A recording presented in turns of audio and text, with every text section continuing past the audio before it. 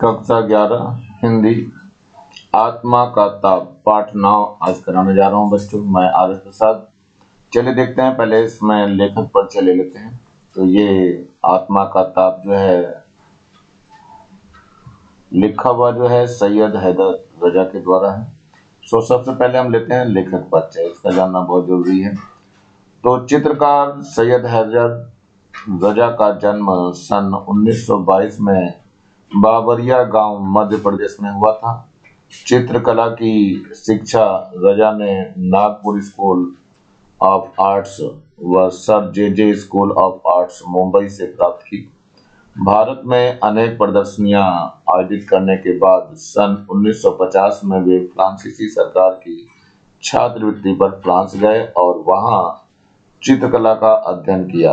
इन्हें grave of officer of the order of arts and letters से सम्मानित किया गया।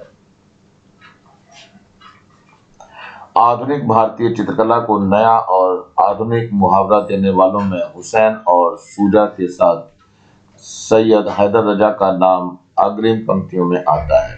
रजा की कला एवं व्यक्तित्व में उदारता, रजा की कला में भारतीय एवं पश्चिमी कला दृष्टियों का मेल तथा बिंदु उनकी कला रचना के केंद्र में है। उनकी अनेक कलाकृतियां बिंदु का रूपकार है। यह बिंदु केवल रूपकार नहीं बल्कि पारंपरिक भारतीय चिंतन का केंद्र बिंदु भी है। उनकी कला में रंगों की व्यापकता और अध्यात्म की गहराई है। उनकी कला को भारत और दूसरे देशों में काफी सराहा गया है। रोडोल्फ वॉन लेडन, पियरे गोदिवियर और गीती सेन, जालक लासे, मिसेन एम्बियर आदि ने रजा पर मोनोग्राफ लिखे हैं। सैयद हैदर रजा चित्रकार कलाकार तो हैं ही, साथ ही अच्छे लेखक भी हैं। इनके द्वारा लिखी गई पुस्तक का नाम आत्मा का ताप आत्मकथा है। तो चलिए देखिए पाठ के थोड़ा सारांश में बढ़ते हैं हम लोग। ये पाठ का सारांश दिया हुआ है आपका। तो लेखक सैयद हैदर रजा ने स्कूली की परीक्षा में 10 विषयों में 9 विषयों में विशेष योग्यता प्राप्त की। उनके पिता रिटायर हो चुके थे, इसलिए वे नौकरी की तलाश में थे। तभी उन्हें गोंदिया में ड्राइंग टीचर की नौकरी मिल गई। महीने भर के अंदर उन्हें मध्य प्रांत की ओर से छात्रवृत्ति मिली और वे जे स्कूल ऑफ आर्ट्स में प्रवेश के लिए मुंबई गए, परंतु वहां दाखिला बंद हो चुका था। उनकी छात्रवृत्ति वापस ले ली गई, परंतु उन्हें मुंबई पसंद आया, अतः वे वहीं रहने लगे। उन्हें वहां एक्सप्रेस ब्लॉक स्टूडियो में डिजाइन की नौकरी मिल गई तथा साल भर के मेहनत के बाद स्टूडियो के मालिक जलील व मैनेजर हुसैन ने उन्हें मुख्य डिजाइनर बना दिया। दिन भर काम करने के बाद वह पढ़ने के लिए मोहन आर्ट्स क्लब जाता। वह जैकब सर्कल्स में टैक्सी ड्राइवर के घर सोता था। वह ड्राइवर रात में टैक्सी चलाता था तथा दिन में सोता था। इस तरह इनका काम चलता था। एक रात 9 बजे वह कमरे पर पहुंचा तो वहां पुलिस वाला खड़ा था। पता चला कि यहाँ हत्या हुई है। वह घबरा गया तथा तुरंत पुलिस स्टेशन जाकर उसने कमिश्नर से मिलकर सारी बात बताई। कमिश्नर ने बताया कि टैक्सी में किसी ने सवारी की हत्या कर दी थी। अगले दिन जलील साहब ने सारी कहानी सुनने के बाद उसे आर्ट्स डिपार्टमेंट में कमरा दे दिया। जलील साहब ने कई दिनों तक लेखक को देर रात तक स्केच बनाते हुए देखा, जिससे प्रभावित होकर उन्होंने अपने फ्लैट का एक कमरा लेखक को दे दिया। लेखक पूरी तरह से काम में डूब गया और 1948 ईस्वी में उसे बॉम्बे सोसाइटी का स्वर्ण पदक मिला। इस पुरस्कार को पाने वाला वह सबसे कम आयु का कलाकार था। 2 वर्ष बाद इन्हें फ्रांस सरकार की छात्रवृत्ति मिली। नवंबर 1941 में आर्ट सोसाइटी ऑफ इंडिया की प्रदर्शनी में लेखक के 2 चित्र प्रदर्शित हुए। अगले दिन टाइम्स ऑफ इंडिया में कला समीक्षक रुडोल्फ वॉन लेडन ने लेखक के चित्रों की तारीफ की। दोनों चित्र 40-40 रुपए में बिक गए। ये पैसे उनकी महीने भर की कमाई से अधिक थे। लेखक को प्रोत्साहन देने वाले में वेनिस अकादमी के प्रोफेसर वाल्टर लैंगहैमर भी थे। उन्होंने उसे काम करने के लिए अपना स्टूडियो दे दिया। Way the times of India में आर्ट्स डायरेक्टर थे। लेखक दिन में बनाए हुए चित्र उन्हें दिखाता, उसका काम निखारता गया। लैमर लैंगहैमर उनके चित्र खरीदने लगे। 1947 में वह जे स्कूल ऑफ आर्ट्स का नियमित छात्र बन गया। 1947 व 1948 के वर्ष बहुत कठिन थे। पहले लेखक की माता व फिर पिता का देहांत हो गया। देश में आजादी का उत्साह था, परंतु विभाजन की त्रासदी थी। लेखक युवा कलाकारों के साथ रहता था। उन्हें लगता था कि वे पहाड़ हिला सकते हैं। सभी अपनी अपनी क्षमता के अनुसार बढ़िया काम करने में जुट गए। लेखक 1948 में श्रीनगर जाकर चित्र बनाए, तभी कश्मीर पर कबायली हमला हुआ। हालांकि लेखक ने भारत में रहने का फैसला किया। वह बारामूला तक गया, जिसे घुसपैठियों ने ध्वस्त कर दिया था। लेखक के पास कश्मीर के प्रधानमंत्री शेख अब्दुल्ला का सिफारिश पत्र था, जिसके आधार पर वह यात्रा कर सका। इस यात्रा में उसकी भेंट प्रख्यात फ्रेंच फोटोग्राफर हेनरी कीर्ति ब्रेसा से हुई। उन्होंने लेखक की चित्रों की प्रशंसा की, परंतु उनमें रचना का अभाव बताया। उसे सेजा का काम देखने की सलाह दी। लेखक पर इसका गहरा प्रभाव हुआ। मुंबई आकर उसने अलियांज फ्रांसे में फ्रेंच भाषा सीखी। 1950 ईस्वी में फ्रेंच दूतावास में संस्कृति सचिव से हुए वार्तालाप के बाद उसे 2 वर्ष की छात्रवृत्ति मिली। लेखक 2 अक्टूबर 1950 में फ्रांस में मार्सेई पहुंचा। बम्बई में उसमें काम करने की इच्छा थी। आत्मा का चढ़ा ताप लोगों को दिखाई देता था। लोग सहायता करते थे। वह युवा कलाकारों से कहता है कि चित्रकला व्यवसाय नहीं, आत्मा की पुकार है। इसे अपना सर्वस्व देकर ही कुछ ठोस परिणाम मिल पाते हैं। केवल जहरा जफरी को काम करने की ऐसी लगन मिली। वह दमोह शहर के आसपास के ग्रामीण के साथ काम करती हैं।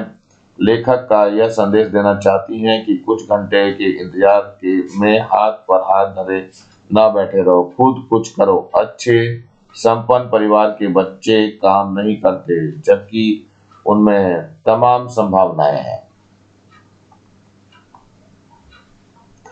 लेखक बुखार से छटपटाता सा अपनी आत्मा को संतृप्त किए रहता है। उसकी बात कोई बहुत महत्वपूर्ण नहीं है, परंतु उसमें काम करने का संकल्प है। गीता भी कहती है कि जीवन में कुछ है, तनाव के कारण है। जीवन का पहला चरण बचपन एवं जागृति है।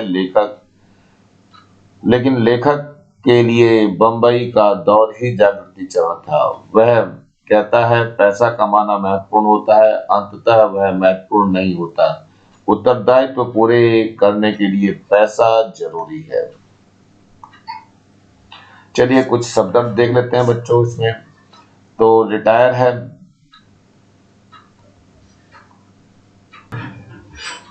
रिटायरमेंट होता है सेवानिवृत्त। उपस्थिति मतलब हाजिर। पेशकश मीन्स प्रस्ताव करना, स्वीकार करने को कहना देना। गैलरियां चित्र प्रदर्शनी की जगह। डिजाइनर रूप आकार बनाने वाला। दौर सिलसिला। वारदात मतलब घटना। संदिग्ध मीन्स संदेह भरा। कला समीक्षक कला पर टिप्पणी करने वाला। समीक्षा गुण दोष पर की गई टिप्पणी। उद्घाटन आरंभिक कार्यक्रम। गलीज गंदा घिनौना। ठिकाना रहने की जगह। स्केच रेखा से बने चित्र। राम कहानी सारी बातें हलचल। कमिश्नर पुलिस आयुक्त। अक्ल गुम होना बुद्धि नष्ट होना। गतिविधि कार्यवाही क्रियाकलाप। सामर्थ्य शक्ति। त्रासदी दुखद घटना। विश्लेषण जांच परखना। उपलब्धि प्राप्ति बहुमूल्य कीमती। कला संग्रह का अर्थ है कलात्मक वस्तुओं का संग्रह करने वाला। दक्ष मीन्स कुशल। संयोजन मीन्स मेल। प्रतिभा मीन्स कला शक्ति। और शहराती मतलब शहरी। और स्थानीय वहीं रहने वाला मीन्स लोकल। संभव जो हो सके ध्वस्त नष्ट। उबर मीन्स मुक्त होकर, आत्मसात करना, सहना या मन में बिठा लेना।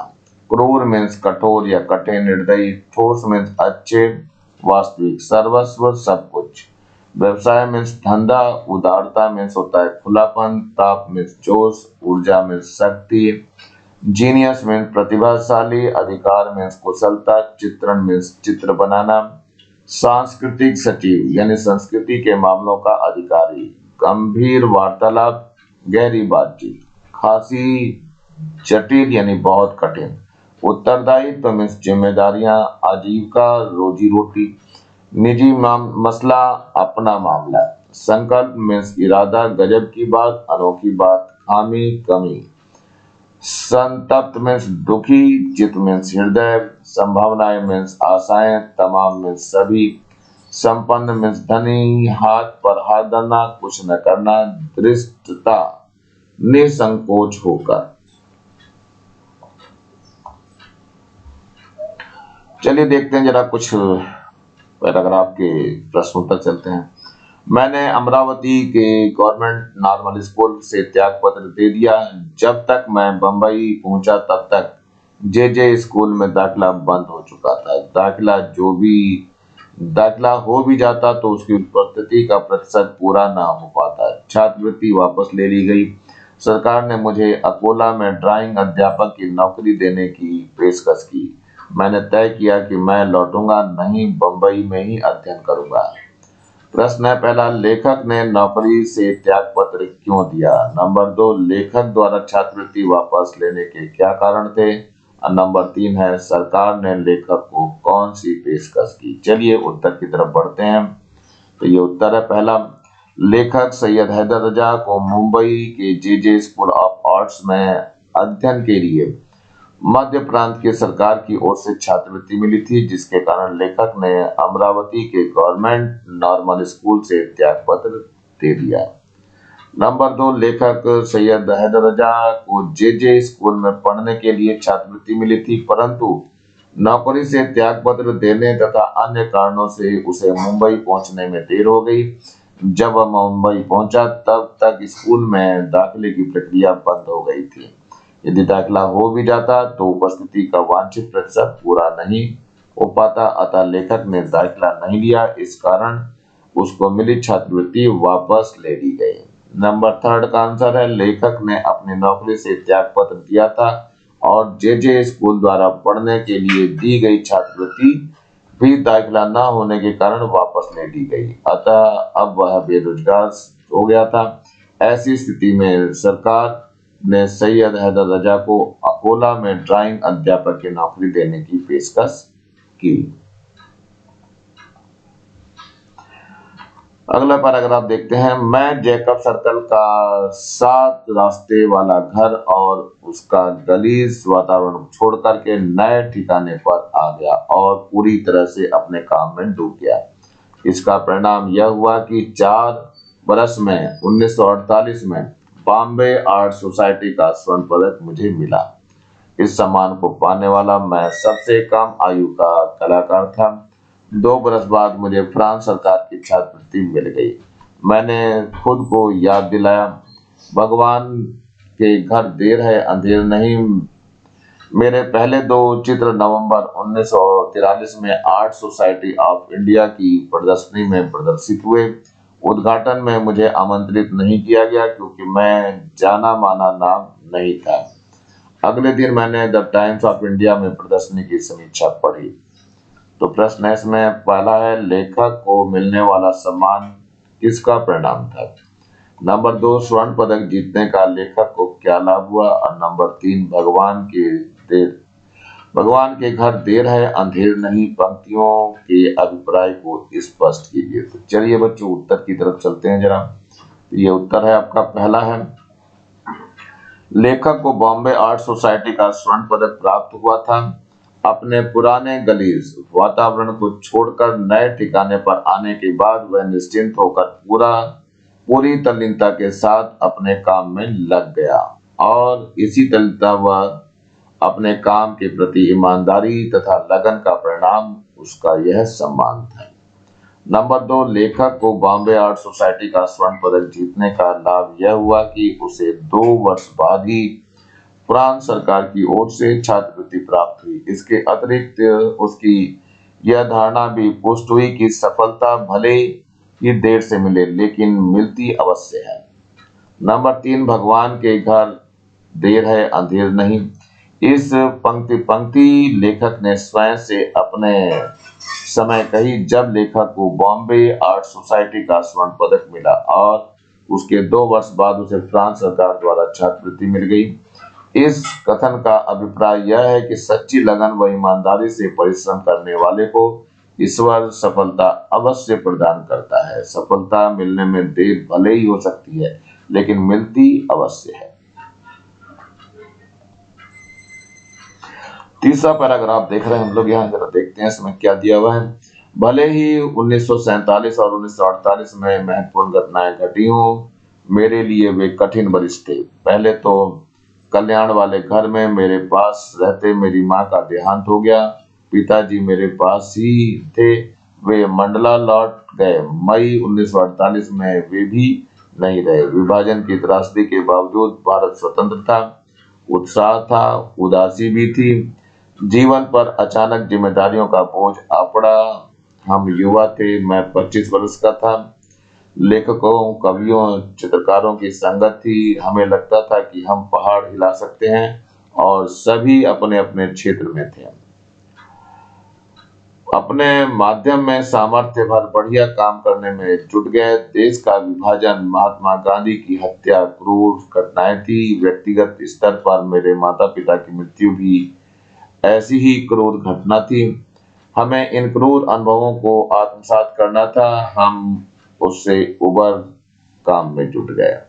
तो प्रश्न चलते हैं इसमें। पहला प्रश्न है 1947 व 1948 में कौन सी महत्वपूर्ण घटनाएं हुई थी। नंबर 2, लेखक के साथ व्यक्तिगत रूप से कौन सी दुखद घटनाएं घटी।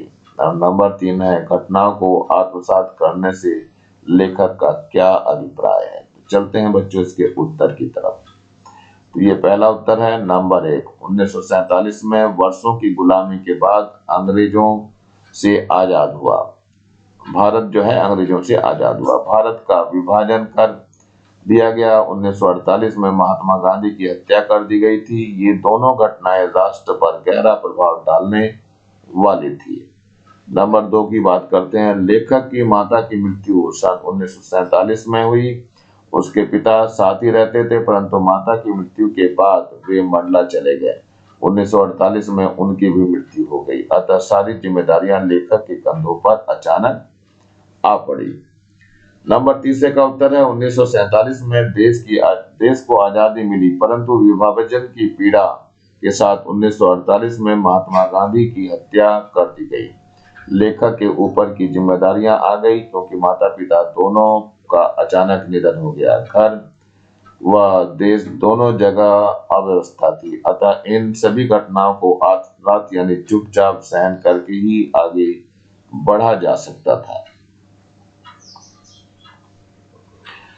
अगला पैराग्राफ है बच्चों 1948 में मैं श्रीनगर गया, वहां चित्र बनाए। ख्वाजा अहमद अब्बास भी वहीं थे। कश्मीर पर कबायली आक्रमण हुआ, तब तक मैंने तय कर लिया था कि भारत में ही रहूंगा। मैं श्रीनगर से आगे बारामूला तक गया। घुसपैठियों ने बारामूला को ध्वस्त कर दिया। मेरे पास कश्मीर के तत्कालीन प्रधानमंत्री शेख अब्दुल्ला का पत्र था जिसमें कहा गया था कि यह एक भारतीय कलाकार है, इन्हें जहां चाहे वहां जाने दिया जाए और इनकी हर संभव सहायता की जाए। एक बार मैं बस में बरगुना से लौट रहा था तो स्थानीय कश्मीरियों के बीच मुझे पैंटधारी शरारती को देखकर एक पुलिस वाले ने मुझे बस से उतार लिया। मैं उसके साथ चल दिया। उसने पूछा कहाँ से आए हो, नाम क्या है। मैंने बता दिया कि मैं रजा हूँ, मुंबई से आया हूँ। शेख साहब की चिट्ठी उसे दिखाई। उसने सलाम ठोका और परेशानी के लिए माफी मांगता हुआ चला गया। चलिए चलते हैं प्रश्नों की तरफ। तो पहला प्रश्न है 1948 ईस्वी में कश्मीर में क्या घटी थी और नंबर 2 लेखक ने क्या तय किया, और नंबर 3 रजा को मिले पत्र में क्या लिखा था। तो ये उत्तर है पहले प्रश्न का। 1948 ईस्वी में कश्मीर पर कबायली हमला हुआ। उन्होंने बरमूला को तहस नहस कर दिया था। उस समय रजा श्रीनगर में था। नंबर 2 कबायली हमले को देखकर रजा ने निर्णय किया कि वह पाकिस्तान के बजाय भारत में ही रहेगा। वह देश के विभाजन के पक्ष में नहीं था। नंबर 3 रजा को तत्कालीन कश्मीर के प्रधानमंत्री शेख अब्दुल्ला का पत्र मिला था, जिसमें लिखा था कि यह एक भारतीय कलाकार है, इन्हें जहां चाहे वहां जाने दिया जाए और इनकी हर संभव सहायता की जाए।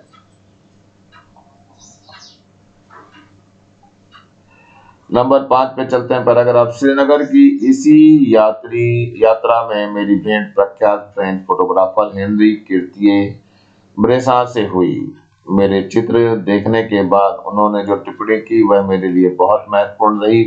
उन्होंने कहा, तुम प्रतिभाशाली हो, लेकिन प्रतिभाशाली युवा चित्रकारों को लेकर मैं संदेहशील हूँ। तुम्हारे चित्रों में रंग है, भावना है, लेकिन रचना नहीं है। तुम्हें मालूम होना चाहिए कि चित्र इमारत की तरह बनाया जाता है। आधार, नींव, दीवारें, बीम, छत, और तब जाकर वह टिकता है। मैं कहता हूँ तुम सेजा का काम ध्यान से देखो।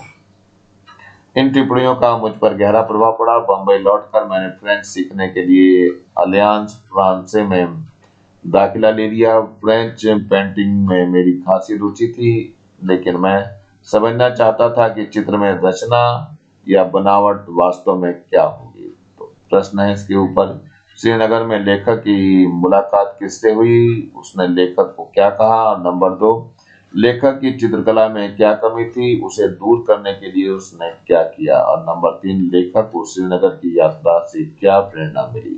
तो चलिए बच्चों, उत्तर की तरफ बढ़ते हैं हम। तो ये उत्तर है पहले प्रश्न का। श्रीनगर में लेखक की मुलाकात फ्रेंच फोटोग्राफर हेनरी किर्ती ब्रेसा से हुई। उन्होंने लेखक के चित्रों को देखा तथा उस पर टिप्पणी करते हुए कहा कि तुम प्रतिभाशाली हो, परंतु उसमें अभी निखार नहीं आया है। तुम्हारे चित्रों में रंग व भावना है, परंतु रचना नहीं है। तुम्हें सेजा का काम देखना चाहिए। नंबर 2 लेखक की चित्रकला में बनावट या रचना पक्ष में कमी थी। जिस प्रकार इमारत की रचना में आधार, नींव, दीवार, बीम और छत की भूमिका होती है, उसी प्रकार प्रत्येक चित्र का भी एक आधार होता है।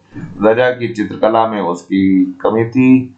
उसे दूर करने हेतु सीखने के लिए उसने फ्रेंच सीखी तथा कि वह फ्रांस जाकर फ्रेंच चित्रकला का गहरा अध्ययन कर सके। तीसरे का उत्तर है बच्चों, लेखक को श्रीनगर की यात्रा से अपने चित्रों में रचना अर्थात बनावट की कमी को दूर करने की प्रेरणा मिली तथा इसने बंबई लौटते ही अलियांस फ्रांसे में दाखिला लिया तथा कि फ्रेंच भाषा सीख सके। उसे फ्रेंच पेंटिंग में खासी रुचि थी, परंतु वह बनावट या रचना को समझना चाहता था।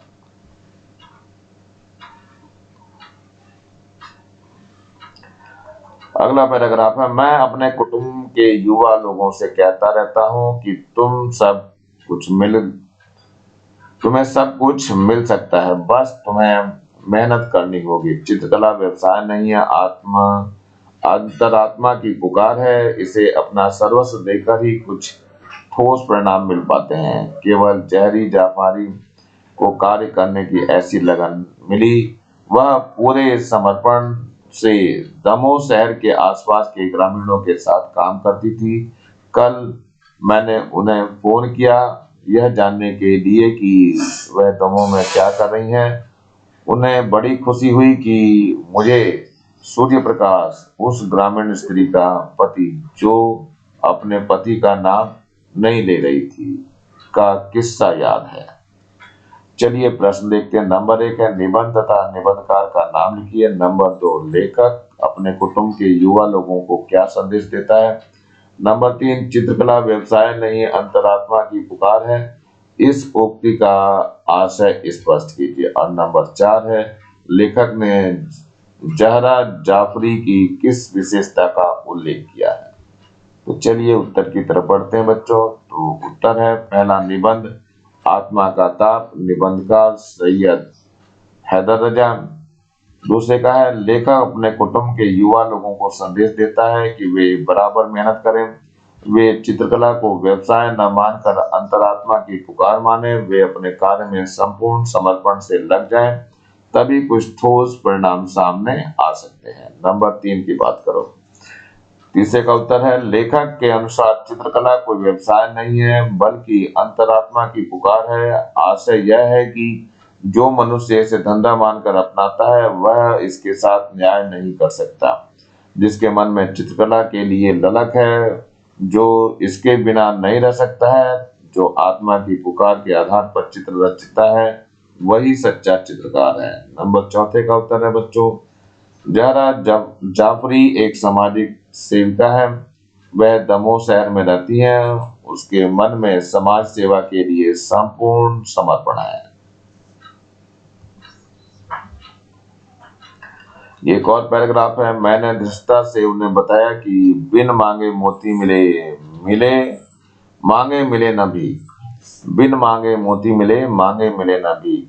मेरे मन में शायद युवा मित्रों को यह संदेश देने की कामना है कि कुछ घंटों के इंतजार में हाथ पर हाथ धरे न बैठे रहो, खुद कुछ करो। जरा देखिए, अच्छे खासे संपन्न परिवारों के बच्चे काम नहीं कर रहे जबकि उनमें तमाम संभावनाएं हैं, और यहाँ हम बेचैनी से भरे काम किए जाते हैं।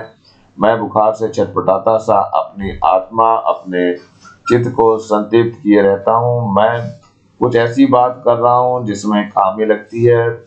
यह बहुत गजब की बात नहीं, लेकिन मुझ में काम करने का संकल्प है। भगवद गीता कहती है, जीवन में जो कुछ भी है तनाव के कारण है। बचपन जीवन का पहला चरण एक जागृति है, लेकिन मेरे जीवन का बंबई वाला दौर भी जागृति का चरण ही था। तो चलिए इसके प्रश्नों पे देखते हैं नजर और फिर उत्तर। तो प्रश्न पहला है, निबंध तथा निबंधकार का नाम लिखिए। हालांकि पहले में भी था। नंबर 2, लेखक युवा लोगों को क्या संदेश देता है। नंबर 3 है, लेखक का कर्म के बारे में क्या ख्याल है। और नंबर 4 है, लेखक के किन चरणों को जागृति कहा है और क्यों। तो उत्तर है पहले का उत्तर है निबंध है आत्मा का ताप, और निबंधकार है सैयद हैदर रजा। नंबर 2 का उत्तर है, लेखक युवा लोगों को निरंतर कर्म करने का संदेश देता है। वह कहता है कि भाग्य के भरोसे मत बैठे रहो, बिना मांगे मोती मिले के सिद्धांत पर चलकर बिना कुछ किए कुछ पाने की आशा मत करो, बल्कि खुद कुछ करो। नंबर 3 का उत्तर है, लेखक का ख्याल है कि मनुष्य को निरंतर कर्म करना चाहिए, उन्हें भाग्य के भरोसे नहीं बैठने चाहिए। उनके मन में कुछ करने की तड़प होनी चाहिए। कुछ घटने या होने की संभावना में हाथ धरे बैठे रहना मूर्खता है। नंबर 4 की बात कर लो, लेखक ने बचपन को जागृति कहा है।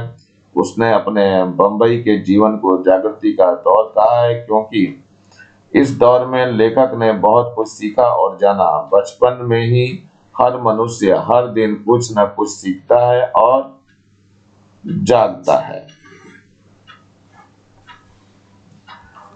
प्रश्न है, रजा ने अकोला में ड्राइंग अध्यापक की नौकरी की पेशकश क्यों नहीं स्वीकार की। तो उत्तर है, रजा ने अकोला में ड्राइंग अध्यापक की नौकरी की पेशकश इसलिए स्वीकार नहीं की क्योंकि मुंबई में ही रहकर अध्ययन करने का निर्णय कर लिया था। उन्होंने मुंबई शहर, वहां का वातावरण, गैलरियां और मित्र पसंद आ गए थे। चित्रकारी की गहराई को जानते हुए समझने के लिए मुंबई अच्छी जगह थी, और साथ ही उसे वहां एक्सप्रेस ब्लॉक स्टूडियो में डिजाइन की नौकरी भी मिल गई थी। अगला प्रश्न है, बंबई में रहकर कला के अध्ययन के लिए रजा ने क्या क्या संघर्ष किए। तो उत्तर है, ये बंबई में रहकर कला ने अध्ययन के लिए रजा ने कड़ा संघर्ष किया। सबसे पहले उन्होंने एक्सप्रेस ब्लॉक स्टूडियो में डिजाइनर की नौकरी की। वे सुबह 10 बजे से शाम 6 बजे तक वहां काम करते थे। फिर मोहन आर्ट्स क्लब में उन्हें अध्ययन करने जाना पड़ता था। उन दिनों रातों को सोने के लिए उन्हें एक परिचित ड्राइवर के कमरे पर जाना पड़ता था। कुछ दिन बाद उन्हें स्टूडियो के आर्ट डिपार्टमेंट में कमरा मिल गया। उन्हें फर्श पर सोना पड़ता था। वे रात के 11 बजे 12 बजे तक चित्र व रेखा चित्र बनाते थे। उनकी मेहनत देखकर उन्हें मुख्य डिजाइनर बना दिया गया। कठिन परिश्रम के कारण उन्हें मुंबई आर्ट सोसाइटी का स्वर्ण पदक प्राप्त हुआ। सन 1943 में उनके 2 चित्र आर्ट सोसाइटी ऑफ इंडिया की प्रदर्शनी में रखे गए, किंतु उन्हें आमंत्रित नहीं किया गया। उनके चित्रों की प्रशंसा हुई। उनके 40-40 रुपए में बिके चित्र। उनके चित्र जो है वो 40-40 रुपए में बिके।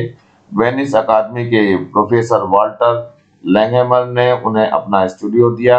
लेखक दिन भर मेहनत करके चित्र बनाता था तथा लैंगहैमर उन्हें देखते तथा खरीद भी लेते थे। इस प्रकार लेखक इतने रुपए कमाने लगे कि नौकरी छोड़ जे स्कूल ऑफ आर्ट्स का नियमित छात्र बनकर कला का अध्ययन करने लगा।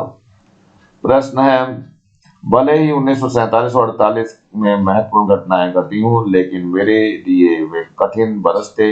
रजा ने ऐसा क्यों कहा?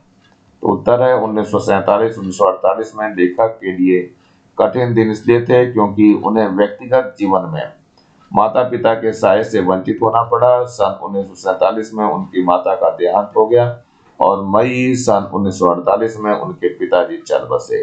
इस प्रकार सारी जिम्मेदारियां उनके कंधों पर आ पड़ी। 1947 में भारत स्वतंत्र हुआ, परंतु साथ ही विभाजन की त्रासदी घटित हुई। उनके सामने यह संकट उपस्थित हुआ होगा कि वे कहां जाएं, भारत में रहें या पाकिस्तान में। इसी के साथ सन 1948 में महात्मा गांधी की हत्या भी हो गई। इस प्रकार वे बरस उनके लिए बहुत कठिन थे। अगला प्रश्न है, रजा के पसंदीदा फ्रेंच कलाकार कौन थे? तो उत्तर है ये रजा के पसंदीदा फ्रेंच कलाकार थे सेजा, वान गॉग, गोगा, पिकासो, मातिस, सगाल एवं ब्राउ।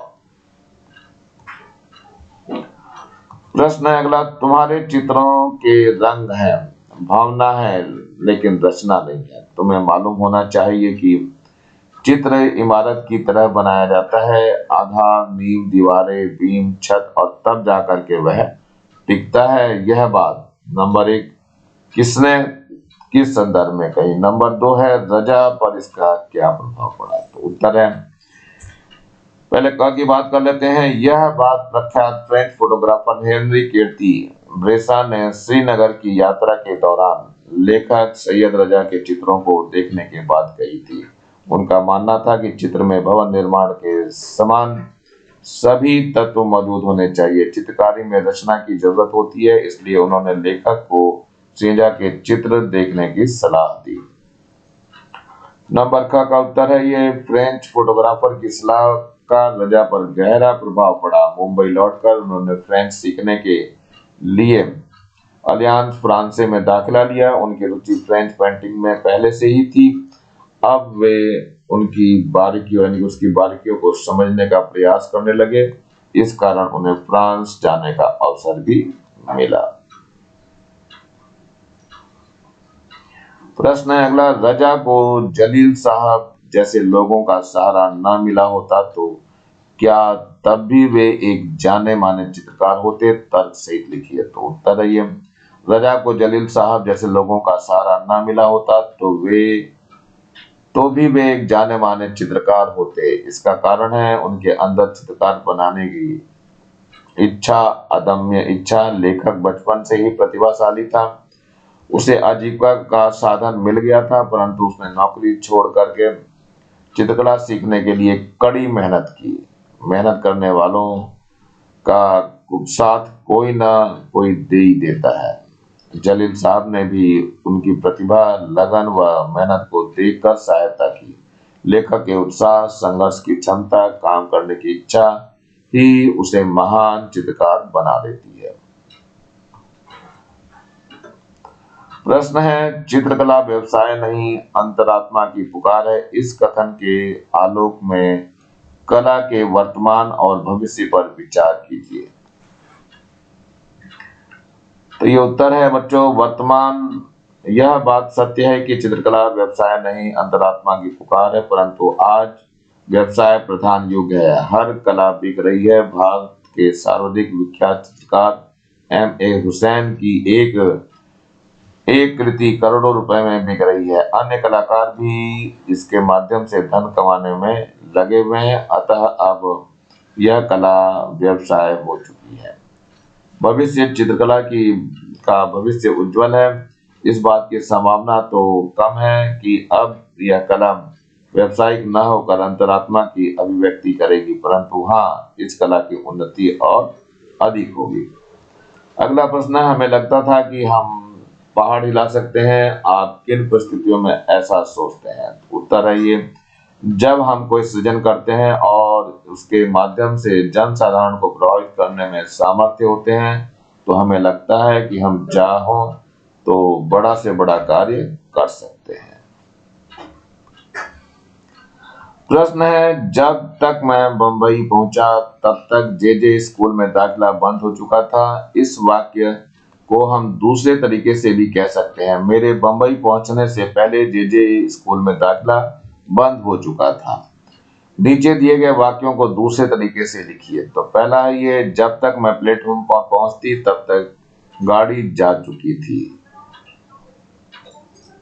तो इसका उत्तर है बच्चों, देखो, दूसरा है ये, जब तक डॉक्टर हवेली पहुंचता तब तक सेठ जी की मृत्यु हो चुकी थी। नंबर ग है, जब रोहित दरवाजा बंद करता तब तक उसकी साथी होली का रंग लेकर अंदर आ चुके थे। तो चलिए घ एक और है, जब तक रुचि कैनवास हटाती तब तक बारिश हो चुकी थी। तो पहले का उत्तर है बच्चों, मेरे प्लेटफॉर्म पर पहुंचने से पहले गाड़ी जा चुकी थी। नंबर ख का उत्तर है, डॉक्टर के हवेली पहुंचने से पहले सेठ जी की मृत्यु हो चुकी थी। नंबर ग है, रोहित के दरवाजा बंद करने से पहले उसके साथी होली का रंग लेकर अंदर आ चुके थे। नंबर घ है, रुचि के कैनवास हटाने से पहले बारिश शुरू हो चुकी थी। हाँ, गर्म पानी से नहाना। अगला प्रश्न है, आत्मा का ताप। पाठ में कई शब्द ऐसे आए हैं जिन्हें आ का इस्तेमाल हुआ है, जैसे ऑफ, ब्लॉक, नॉर्मल आदि। दिए गए शब्दों में यदि आ का इस्तेमाल किया जाए तो शब्द के अर्थ में क्या परिवर्तन आएगा? दो शब्दों का वाक्य प्रयोग करते हुए अर्थ में अंतर को स्पष्ट कीजिए। हाल, काफी, बाल। तो चलिए उत्तर देखते हैं। पहला हाल है, दशा है, मोहन का हाल खराब है। हॉल है, हॉल में कमरा है, बड़ा कमरा। हमारे स्कूल के हॉल में प्रदर्शनी लगी है। यानी कि हॉल और हॉल ये दोनों अलग अलग हैं शब्द। चलिए यहाँ भी देखते हैं, काफी है यानी पर्याप्त, मेरे लिए इतना खाना काफी है। और कॉफी क्या है? सर्दियों में पिया जाने वाला एक पेय है। सुमन, मेरे लिए एक कप कॉफी बना देना। नंबर 3 की बात करो, बाल। बाल में होता है केस, यानी सुंदरमती के बाल बहुत चमकीले व बड़े हैं। और ये बॉल है, बॉल में गेंद होता है। सचिन ने हर बॉल पर रन लिए। प्रश्न है, हैदर रजा जीवन में धन को कितना महत्व देते थे? तो उत्तर है, हैदर रजा ने अपने जीवन में कभी धन को महत्व नहीं दिया। वे कला को व्यवसाय मानते ही नहीं थे। उनके लिए तो कला अंतरात्मा की आवाज थी, इसलिए वे कहते थे कि पैसा कमाना तो महत्वपूर्ण है, पर वह अंतिम सच नहीं होता। अगला प्रश्न है, कश्मीर के प्रधानमंत्री ने लेखक को कैसा पत्र दिया था? उसे क्या फायदा हुआ? उत्तर है, कश्मीर के तत्कालीन प्रधानमंत्री शेख अब्दुल्ला ने उन्हें एक पत्र दिया था जिसमें लिखा था कि वह एक भारतीय कलाकार है, उन्हें जहां चाहे वहां जाने दिया जाए और उनकी हर संभव सहायता की जाए। एक बार लेखक बस में बरमुला से लौट रहा था, वहां पुलिस वाले ने शहरी आदमी को देखकर उन्हें बस से उतार लिया। पुलिस वाले ने पूछताछ की तो लेखक ने उन्हें शेख साहब की चिट्ठी दिखाई। पुलिस वाले ने सलाम ठोका और परेशानी के लिए माफी मांगी। प्रश्न है, सैयद हैदर रजा को आगे बढ़ने में जलील और हुसैन ने किस प्रकार सहयोग किया? तो उत्तर है ये, लेखक सैयद हैदर रजा को मुंबई में बसने के लिए एक नौकरी की आवश्यकता थी, जिसकी पूर्ति मुंबई में एक्सप्रेस ब्लॉग स्टूडियो चलाने वाले श्री जलील ने की। लगभग वर्ष भर के अंदर ही स्टूडियो के मालिक में श्री जलील और मैनेजर श्री हुसैन ने सैयद रजा को मुख्य डिजाइनर बना दिया। कुछ महीने बाद उन्होंने सैयद रजा को रहने के लिए अपने चचेरे भाई की 6ठी मंजिल के फ्लैट का एक कमरा दे दिया। इसके बाद सैयद हैदर रजा अपने नए ठिकाने पर आ गए और पूरी तरह से अपने काम में डूब गए। इसका परिणाम यह हुआ कि 4 वर्ष पश्चात ही 1948 में सबसे कम आयु के कलाकार रजा को बॉम्बे आर्ट सोसाइटी का स्वर्ण पदक मिला।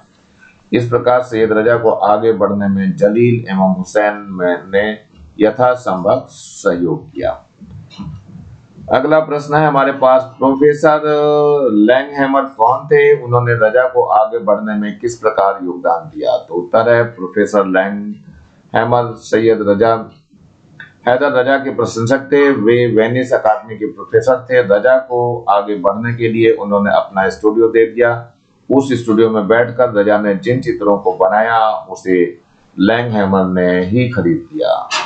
अगला प्रश्न है, लेखक को आर्ट्स सोसाइटी ऑफ इंडिया की प्रदर्शनी में आमंत्रित क्यों नहीं किया गया? तो आंसर है ये 1943 में आर्ट सोसाइटी ऑफ इंडिया की तरफ से मुंबई में एक चित्र प्रदर्शनी आयोजित की गई। इसमें सभी बड़े बड़े नामी चित्रकारों को आमंत्रित किया गया। लेखक उन दिनों सामान्य कलाकार था, वह प्रसिद्ध नहीं था, इसलिए उसे आमंत्रित नहीं किया गया।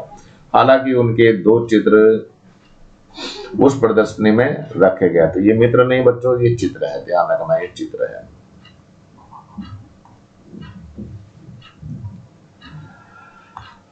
प्रश्न है, कला के बारे में रजा के विचारों पर प्रकाश डालिए। तो उत्तर है ये, हैदर रजा का मानना है कि चित्रकला व्यवसाय नहीं बल्कि अंतरात्मा की पुकार है। इसे अपना सर्वस्व देकर ही कुछ ठोस परिणाम पाया जा सकता है। वे कठिन परिश्रम को महत्वपूर्ण मानते हैं। उन्हें इस बात का आश्चर्य होता है कि अच्छे संपन्न परिवारों के बच्चे काम नहीं कर रहे हैं, जबकि उनमें तमाम संभावनाएं छिपी हुई हैं। उनका मानना है कि युवा वर्ग को स्वयं आगे बढ़कर के विभिन्न क्षेत्रों में पहल करनी चाहिए। किसी विशेष घटना के घटने का इंतजार नहीं करना चाहिए। सैयद हैदर रजा का मानना है कि एक कलाकार के अंदर एक सृजनात्मक बेचैनी होती है। उसे अपनी रचना अर्थात कलाकृति में सर्वस्व झोंक देने का जुनून होना चाहिए। कला में उदात्तता नहीं होनी चाहिए, उदात्तता होनी चाहिए। प्रश्न है, आत्मा की ताप का पाठ का उद्देश्य। आत्मा का ताप इसका उद्देश्य क्या है? तो देखते हैं। उत्तर है आत्मा की ताप। इस पाठ में संदेश देश के नाविकों को लेखक ने बताया है कि व्यक्ति के मन में कुछ करने की लगन हो तो कठिनाई एवं मार्ग को अवरुद्ध नहीं कर सकती। इस पाठ का उद्देश्य नवयुवकों को कार्य करने के लिए प्रेरित करना है। कार्य करके ही व्यक्ति महानता को प्राप्त कर सकता है। भाग्य के भरोसे रहना उचित नहीं है। लेखक ने नौकरी करते हुए, मेहनत से पैसे कमाते हुए अपना अध्ययन जारी रखा तथा अपनी मंजिल को प्राप्त किया। सैयद हैदर रजा को आगे बढ़ाने में जलील और हुसैन ने किस प्रकार सहयोग किया? तो उत्तर है ये, सैयद हैदर रजा को जलील ने अपने स्टूडियो में नौकरी दी। श्री हुसैन उस स्टूडियो के प्रबंधक थे। दोनों ने रजा को मुख्य डिजाइनर बना दिया था तथा अपने आर्ट्स डिपार्टमेंट को रजा को रहने के लिए दे दिया था। इस प्रकार जलील तथा हुसैन दोनों ने रजा को बुरे वक्त में सहयोग दिया जिससे वह आगे बढ़ सके। इसी के साथ बच्चों लेसन समाप्त हो रहा है। नीचे ये लाल रंग का बटन दिखाई दे रहा है, इसे जरूर दबा के सब्सक्राइब कर लें और वीडियो अच्छा लगा हो तो चैनल को लाइक करें और ज्यादा से ज्यादा बच्चों को शेयर करें जिससे ज्यादा बच्चों को फायदा हो सके। और इस बेल आइकन को भी दबा लें जिससे कि मैं नया वीडियो डालूं तो उसका नोटिफिकेशन तुरंत आपको मिल सके। और मेरा चैनल देखने के लिए आप लोगों का बहुत बहुत धन्यवाद। और इसी के साथ मैं RS प्रसाद आज का वीडियो यहीं समाप्त करता हूं। मिलता हूं नए वीडियो में नए टॉपिक के साथ। तब तक के लिए thank you, have a nice day.